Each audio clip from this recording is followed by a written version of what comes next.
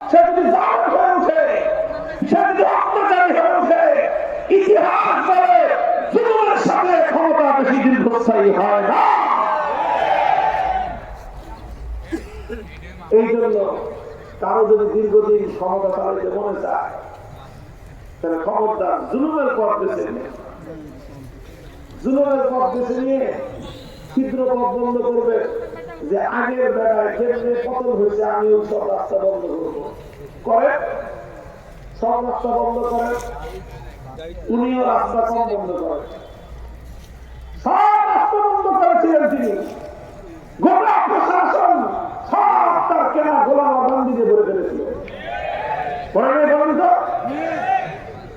খালি প্রশাসন, গোটা রাষ্ট্রযন্ত্রের প্রত্যেকটা প্রতিষ্ঠানে তার কেনা গোলাম এবং তার চাকরের মতো লোকজনকে দিয়ে গোটা রাষ্ট্র প্রশাসন সব ভরে ফেলেছিল।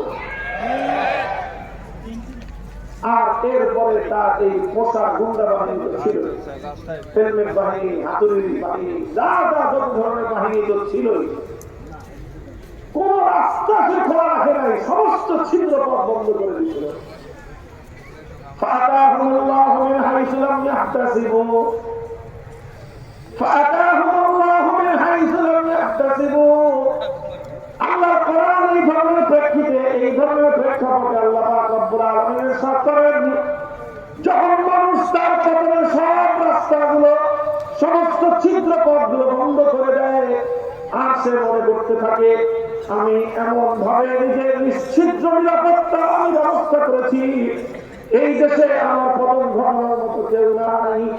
যখন একটা মানুষ এমন দম্ভ করে কথা বলতে থাকে, চতুর্দিক থেকে সে তার ক্ষমতাকে রক্ষা করবার জন্য দুর্ভেদ্য প্রাচীর তৈরি করে দেয়, জমিন থেকে কোথাও তার উপর আক্রমণ করার মতো কেউ নাই, তার ক্ষমতা নষ্ট কেড়ে নেওয়ার মতো কোন রাস্তা সে খোলা রাখে নাই। আমার আল্লাহ বলেন ফাতাহুমুল্লাহু মিন হাইসু লাম ইয়াহতাসিবু, সব পথ বন্ধ করে দেয়, মানুষের আসার জন্য কোন রাস্তাই সে খোলা রাখে নাই।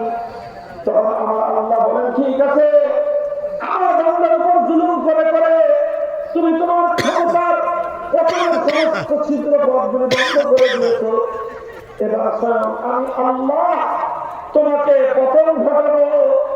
আমি আল্লাহ যার পতন ঘটাই, 14 গোষ্ঠী নিয়ে দেয়, আমার আল্লাহ হাত থেকে তুই তোর ক্ষমতা রক্ষা করতে পারিস কিনা।